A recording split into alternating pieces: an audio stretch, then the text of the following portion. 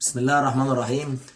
الأهلي يضرب موعدا في نهائي كأس مصر مع بيراميدز المجتهد امبارح الأهلي النهارده كسب سموحة 3-0 زي ما شفتوا الماتش، والأهلي نهى الماتش في الشوط الأول وسط التألق الكبير لكهربا. محمود عبد المنعم كهربا تألق في الماتش ده اللي لعب النهارده وسط حاجات غريبة جدا، يعني ما حدش يتوقعها. كله قال لك كهربا مش هيلعب الا لما يدفع الغرامة. النهارده كهربا لعب لغايه سداد الغرامه، يعني لغايه الجلسه بتاعته انه يلعب، حقه انه يلعب لغايه الجلسه بتاعته، او احنا كلنا مش عارفين له حق انه يلعب او له حق انه ما يلعبش، مش عارفين. الاهلي كسب سموحه في اول 10 دقائق 2-0. انا بس ليا اسال على الماتش بتاع الاهلي وسموحه. يعني احنا مش بنشكك ولا بنقول مؤامره ولا اي حاجه، مفيش حد بيحب حد اكتر من نفسه. يعني الهاني سليمان ولا احمد الشناوي هيحبوا النادي اكتر من نفسهم، دي حاجه طبيعيه انه هيحب نفسه اكتر ومصلحته اكتر. لكن احنا شفنا جونين في اول 10 دقائق من الهاني سليمان. يعني الهاني سليمان يا جماعه، احنا مش هنقول نظريه مؤامره ولا مش مؤامره، يعني انتوا كرة بتتعرض بالراحه خالص تدخل من بين ايد الهاني سليمان ويكملها احمد عبد القادر. جون تاني نفس الحكايه، بتتصلح الكوره بتدخل من ما بين هاني سليمان. نفس الجوان اللي دخلت في احمد الشناوي، كوره بتتلعب شوطه في نص الجون، اي حارس مرمى مبتدئ يطلعها، دخلت ما بين احمد الشناوي. الجون التاني برضو عمرو السولية لما لقى الكرة في بيراميدز لعبها بدماغه بالراحة خالص اوفر، دخلت في احمد الشناوي. انا مش عارف بقول نظرية مؤامرة، بس بقول المنظر الغريب اللي احنا ما بنشاهدوش الا في الماتشات بتاعت الاهلي. الاهلي جاب جونين النهارده بخطأ حارس المرمى، والمدرب شد حارس المرمى في الدقيقة 11 من الشوط الاول. بقول حاجة غريبة، حاجة غريبة بتحصل. الاجوان دي بتقف قدامنا. شفنا احمد الشناوي امبارح زي الاسد مطلع كوره في الدقيقه 120 جون ما يطلعهاش حارس الا حارس كبير. ضربات الجزاء زي ما انت شفت، طلع الكوره بتاعت زيزو نيمه وبص للكوره شالها برجله. ما بنقولوش اي حاجه، بنقول له احسن واجتهد وابقى احسن وسد. بس بنشوف الماتشات بتاع الاهلي غير ماتشات الزمالك خالص. بنشوف الحراس بيدخل فيهم اجوان ما تدخلش في حارس مبتدئ، مش مبتدئ، لا مش مبتدئ، حارس ما يعرفش حاجه عن حراسه المرمى. يعني حارس انا لو واقف في كوره احمد الشناوي القنبله بتاع عمرو السوليه هطلعها بايدي. كوره جايه في نص الجون وفي ايدي وجنب ايدي مش هتدخل، هطلعها بايدي. نفس الحاله النهارده، الكوره كهربا بيعرضها بتعدي من ما بين ايد الحارس بالكوره بيعرضها ضعيفه جدا. يعني كان ممكن بدل ما يمسكها برجله يوقفها، يمسكها بايده ويوقفها برجله. مش عارف، مش عارف الحراس المرمى بيجوا في ماتش الاهلي ويجي لهم خضه، او مش عارفين نقول مؤامره، مش عايزين نقول الحارس سايب الماتش عشان زهقنا من الحوارات دي. ما بنشوفش الحاجات دي كلها في ماتشات الزمالك خالص بتحصل. بنشوف الحارس اللي هو تعبان جدا بتدخل فيه جوان من نص الملعب بيتألق وبيطير، بنقول الله هو ده الحارس اللي كان واقف، هو ده اللعيبه اللي كانت بتلعب. بتبقى الوضع مختلف خالص قدامنا. عامة الاهلي وصل للنهائي الكأس، هيلاعب بيراميدز في النهائي. شوف بقى يحددوا النهائي امتى، عشان هو النهائي كان محدد وممكن يغيروه. نيجي لمشكله كهربا، احنا مش عارفين كهربا لعب ازاي النهارده. اغلب الناس مش عارفه هل كهربا لعب النهارده مثلا لغايه لما الاهلي يدفع الغرامه او الجلسه اللي معموله له يوم 2 فبراير، ال 15 يوم. طب وفي ظل تألق كهربا بقاله سنه ما لعبش كوره وكان دايما يقعد احتياط. في ظل تألق كهربا ده، هل كهربا الاهلي هيدفع له ال 80 مليون ولا هيسيبه؟ ما هو بدل ما الاهلي يسيب كهربا ويجيب لعيبه معلش يعني بره زي سافيو بمليون ونص دولار واللعيبه التعبانه اللي بتيجي ديت، طب ما يدفع ال 80 مليون ويلاعب اللعيب هيشترك فتره مؤقته ويتوقف تاني. هل بالعقل بالمستوى اللي ظهر عليه اللاعب النهارده، هل الاهلي مش هيدفع له الغرامه؟ هيروح يجيب لعيب مثلا افريقي ولا لعيب من هنا ولا من هنا يدفع 60 70 مليون في لعيب لسه بنجربه والاخر ما يدفعش اللعيب كبير زي ده الغرامه؟ علامه استفهام ان الاهلي ما دفعش الغرامه وساب اللاعب طول فتره الست شهور ده ما لعبش، وقبل كده كان احتياطي مع مدربين. هو لعيب كبير جدا، وما كان في الزمالك كان متالق، والنهارده متالق بصوره لافته للنظر. هو السبب في الثلاث اجوان، جون واسيستين. يعني الراجل عامل شغل في، او اي لعيب بينزل ما بيعملش الكلام ده. بعد 6 اشهر، ده احنا الزمالك بيجيب لعيب بعد، يعني لو خد لعيب ما بيلعبوش الا بعد شهرين على ما يتالق. فانا مش عارف. نيجي بقى للزمالك والفريق التعبان اللي شفناه امبارح، واللي شفناها في ماتش الداخليه، واللي شفناه في ماتش الاتحاد، واللي شفناه في الماتش بتاع اسوان. مش عارف اللعيبه فيه ايه. اللعيبه لو ما خدتش فلوس خالص المفروض تلعب اكتر من كده. هل مؤامره على فيرا؟ مصطفى شلبي اللي جاي اللي هيعوض بن شرقي ما بيلعبش كوره، بيروح يعمل جلسه ازاله الشعر وبيصورها. اللعيبه كلها خارج الفورمه بطريقه غير طبيعيه وعندهم لا مبالاه. مش عارف في ايه. يعني انا مش عارف اللعيبه دي، ده اللعيبه اللي كانت بتلعب الماتشات اللي فاتت، دي اللعيبه اللي كانت بتلعب السنه اللي فاتت. لعيبه تعبانه جدا، زائد صفقات ما فيهمش الا صفقه دونجا، والباقي كله اسماء ما ضافتش. عمرو السيسي على على الفريق، كان في طلائع الجيش غير كده خالص. اللعيبه بنجيبها لو جبنا جون ابوكا بنستنى نعمل له اختبارات لغايه لما يصاب. يعني بنسيب، ما بنجيبش اللعيب زي الاهلي وننزله.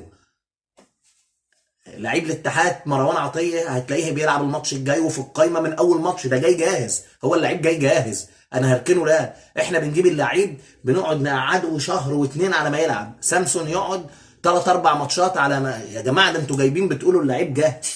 بدل ما كنا رحنا جبنا سامسون، وبدل ما رحنا جبنا ابراهيم نضاي، لعيبه لو جايه من اوروبا مش عارفين مستواهم الحالي وعلى ما يتاقلموا مع الفريق. ما كان عندنا مروان اهو، مروان اللي جه شاهد الماتش امبارح، ما كان متالق مع سموحه ومكسر الدنيا ونجم المنتخب. ابيع لعيب جاهز زي ده؟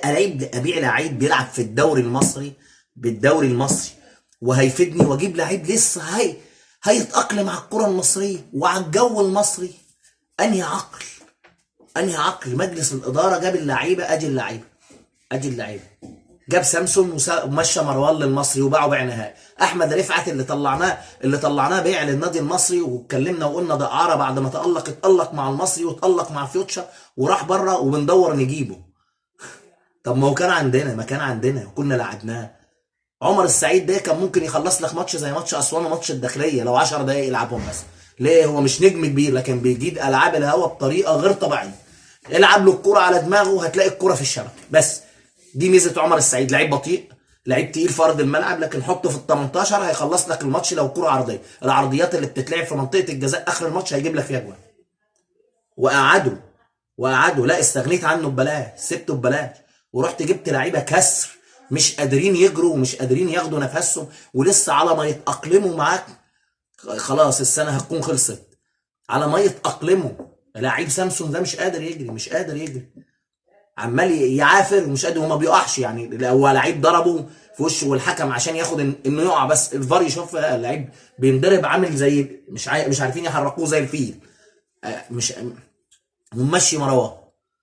جون ابوكا اللي داخلين الصفقه بتاعته ب 40,000 كان معروض للبيع، وسيراميكا كيلوباترا خده ب 18,000 في وسط. هو ما تألقش مع سيراميكا كيلوباترا اللي احنا رايحين نشتريه ب 40 مليون. هو ما تألقش الا مع انبي. السنه دي مستواه اقل من العادي، ورايحين سيراميكا مش انت دخلت في المفاوضات عايزين 40 مليون. طب ما كان قدامك اللعيب واخره كان 18 مليون، كنت انت اشتريته ب 20 مليون وفي وسط التألق ده وحطيته في وسط اللعيبه دول. لكن انت رايح تجيبه دلوقتي ومش عارف تجيبه كمان، عايز تقسط المبلغ ومش عارف تجيبه. الجمهور ملوش دعوه ان انت تجيبه. نيجي بقى بعض الاعلاميين اللي بيطلعوا او اليوتيوبر اللي بيطلعوا وجاي يقول لك ايه، احنا عشان ماتش الاهلي اللي جاي عشان نحسس الجماهير اللعيبه احنا هندعم من جوه مش هنروح الملعب. احنا عشان نحسس اللعيبه انهم اخطاوا وانهم عندهم لا مبالاه احنا مش هنروح ماتش الاهلي. اي حاجه تعقل في الدنيا ان انت تبقى في المنافسه، الفرق ما بينك وما بين الخصم 5 نقاط، وبتروح تملى المدرجات كل مره وتذاكرك بتخلص بعد ربع ساعه، وجاي للماتش المهم مش هتروح. عشان انا ادعم وانا قاعد، ادعم الفريق وانا قاعد، واعمل مثلا ما اروحش الماتش بتاع الاهلي والزمالك اللي هو مهم جدا، واحفز اللعيبه. انهي منظر حكم المباراه الاجنبي ده لما يشوف المنظر جمهور فريق حاضر وجمهور مش حاضر، هو هيبقى متحيز بنفسه للفريق ده. دي طبيعه في الدنيا في البشريه بحال. ضغط الجمهور عليه وضغط اي حد عليه وضغط اللعيبه عليه، وانت جاي بتحبط اللعيبه اكتر وتقول لهم ما تروحوش، ما تروحش، الجمهور ما يروحش ولا يأذن اللعيبه عشان اللعيبه تحس باللي عملته. هي اللعيبه تخلي عندها دم وتحس بقى باللي عملته. اللي داخل يشوط ضربه جزاء لا مبالاه، كرة من بطئها حاططها في نص الجون والكرة داخله ومن بطئها الحارس كان ممكن يقوم احمد الشناوي يقوم يمسكها بايده. مش كده يا جماعه، مش كده. ماتش قدامكم بيراميدز بيقول لك اكسبني، فاتح الماتش خالص ونازل من اول الماتش عايز يكسب الماتش. بيراميدز عايز يكسب الماتش، اتفوجئ بجون واتفوجئ بطرد. برضه فتح الماتش لغايه لما المدرب الذكي او اي مدرب، هو مش مدرب ذكي باتشيكو اللي عمله ده، لو انا مدرب هعمل كده. هعمل ايه؟ هحافظ على نتيجه الواحد صفر اللي كسبها لي الزمالك لغايه اخر الماتش، لغايه ربع ساعه. هو ربنا كرمهم قبل الربع ساعه انهم جابوا جون، لا انا هحافظ على النتيجه. مش قالب بتدريب، عيل من الشارع ما بيعرفش حاجه مغلوب 1-0 ومطرود منه واحد في ماتش ودي كده. هحافظ اعمل انا هدافع الماتش كله، واخر ربع ساعه افتح بقى. لا صابت لا اتنين عور بالعقل كده، لا صابت لا اتنين عور. لا اما هاجم بقى في اخر ربع ساعه خلاص، لا يجي فيها الجون الثاني لا اجيب التعادل. ولو طلعت مغلوب 1-0 وطلعت النتيجه كده خلاص، انا عملت اللي عليا. وبعدين هاجمت في اخر الماتش وحافظت على حظوظي في قلب الماتش. حاجه معروفه. الواجب على المدرب بتاعنا كان فتح دفاعاتهم، كان هاجم، كان خلص الماتش في الاول خلاص. هم فاتحين لك جون تاني يجي بيراميدز امبارح يا جماعه الماتش خلص. خلص. عمرهم ما هيعوضوا، وعمرهم ما ما هيهاجموا ولا هيمسكوا نص الملعب زي ما كانوا ماسكينه. ليه؟ خلاص احبطوا، خايفين يجي فيهم الثالث وخايفين يجي فيهم الرابع، هتبقى فضيحه. هو يقول لك خلاص هيرموا الفوطه. طول ما انت كاسب 1-0 في عرف الكوره، والله لو انت بتلاعب فريق جاي من الشارع، هشوط لعيب منهم هيشوط الكوره هتيجي في الدفاع بتاعك وتغير اتجاهها وتدخل جون، وادي 1-1 وخلص. وحصلت كتير معانا، كتير معانا. وانتوا عارفين ان الزمالك مش محظوظ، يعني لو احنا ما فيش حظ خالص. الاهلي دخل ضربات جزاء مع المقاولين كسب، الزمالك دخل مع بيراميدز خسر. لو لعبوا 100 مره 100 مره واتكررت الحاجات دي برضو انت اللي هتخسر، انت اللي هتخسر. انت ما عندكش حظ، ما عندكش حظ خالص. لو تبص حظ الاهلي الكوره لما بتترفع تيجي في اللعيب بتاع المدافع وتغير اتجاهها وتدخل، مش تدخل على طول، لا بتغير اتجاه بتيجي فيه والجون يجي يطير عليها هتلاقي غرائب وطرائف. انت ما عندكش الكلام ده، ما عندكش الحظ بتاع الاهلي ولا ربعه ولا تمنه، ما عندكش الكلام ده. فانت برجلك انت تنزل، انت تخلي عندك دم، لعيبه تخليها عندها دم وتحس بالجمهور اللي جاي وراهم. الجمهور اللي جاي ده بيدفع بس، مش لاقيين ياكلوا في الغلو ده. الجماهير اللي بتروح بنجيب التذكره ب 75 جنيه يا جماعه غير الاي دي، وبنطرق المشوار لغايه القاهره لغايه المحله لغايه الاسكندريه لغايه اسوان، يطلع ميتنا في المحافظات، وكل ده على حسابنا احنا وما بنشوفش مقابل، ما بناخدش مقابل. حس بقى بيا انا اللي واخد الفلوس ديت ممكن اوفرها لبيتي ماشي في ظل الغلا المنيل ب 600 نيله اللي هو موجود في البلد ده. حس بيا ان انا جيت موت نفسك انت في الماتش. انت عندك فيلا هنا وعندك قصر هنا وعندك قصر هنا، واحنا جايين عشان حبا في الكيان في النادي. حب انت، المفروض تحب اكتر مننا، انت بتحب بمقابل، احنا بنحب من غير مقابل. فحس وانكسف على دمك، مش تبقى عمال تجري اليماني اللي عامل لي شعره واللي بيصبغ لي شعره واللي بيقول لك اصل انا مش عاجبني 20 مليون انا عايز 30. هنا على الابو 30 مليون ده انتوا ما تستحقوش 30 جنيه في اللي انتوا بتلعبوه ده. ده كفايه الشهره اللي انتوا واخدينها. مش عارف والله، مش عارف. ربنا يستر في الماتش اللي جاي ويخلوا عندهم دم. انتوا لعيبه كبار، انكسفوا على دمكم، والمدرب يلاعب كل واحد في مكانه، والاداره تجيب صفقات. احنا لسه في شهر يناير، تجيب واحد زي عبد الله السعيد ممكن يشغل لك المهاجمين اللي موجودين الميتين اللي انت جايبه.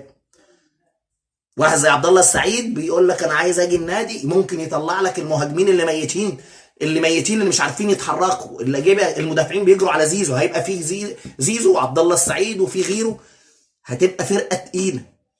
والمدرب ما خلاص بقى، يعني خلاص عشان احنا زهقنا.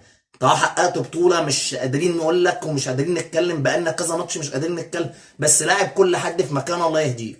يعني احنا زهقنا، ده يتحطش باله، ده مركزه يمين، زهقنا. بلاش فلسفه، بلاش فلسفه، عشان احنا خلاص ما بقاش قادرين، ما بقاش قادرين. احنا اللي بنعمل كده في نفسي، احنا اللي بنخلي الاهلي يركب. الفريق كان واقع وخلاص هيقع، وانت في ايدك بتلعب الماتشات السهله. تلعب مع اسوان الطلق الصاعد من الدرجه الثانيه، تلعب مع الداخليه الصاعد من الدرجه الثانيه. بنلعب السهل، خلصنا الصعب بنلعب السهل. هو اللي كان داخل على الصعب، هو يكسب الصعب واحنا نتغلب كله في السهل. ربنا يسترها الماتشات الجايه. ما تنساش تعمل لايك وشير وتشترك في القناه. والسلام عليكم ورحمه الله وبركاته.